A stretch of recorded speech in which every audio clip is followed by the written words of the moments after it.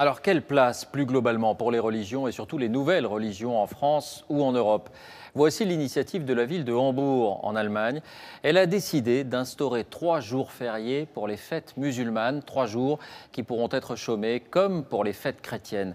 Sur place, reportage Arnaud Boutet, Thomas Henkel.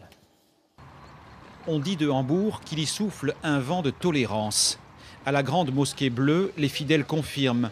Ils viennent d'obtenir des autorités municipales des jours fériés musulmans. Une première en Allemagne, un accord historique après 5 ans de négociations.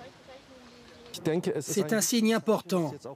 La mairie nous a dit, vous les musulmans, vous faites partie de la ville. Cela va favoriser la compréhension des deux côtés, je crois. Les 130 000 musulmans de la cité portuaire pourront s'absenter 3 jours par an afin de célébrer une fête islamique. Dans cette mosquée, la plupart des visiteurs non musulmans s'en félicitent. Comment l'Allemagne peut-elle bénéficier de la culture musulmane? Pour moi, c'est ça la question. Il faut arrêter de jouer à se faire peur, comme le font certains. Cela va encourager la tolérance et faire taire les conservateurs qui refusent tout changement.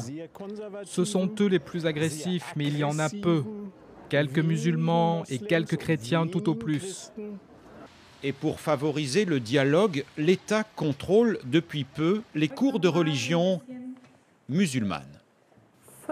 Quels sont les 5 piliers de l'islam? Il faut aller une fois à la Mecque. Nous sommes ici dans une école publique. Je me réjouis d'apprendre qui sont les prophètes. Moi, j'apprends l'écriture arabe et je vais pouvoir lire le Coran. Le professeur et les élèves sont musulmans. Cet enseignement de la foi demeure facultatif. Il associe la religion au principe de la démocratie. Une quarantaine d'établissements tentent l'expérience à l'ouest du pays et d'autres devraient suivre. Et avec la reconnaissance des jours fériés, c'est là un nouveau pari sur l'intégration. En bref, encore à l'étranger, des images.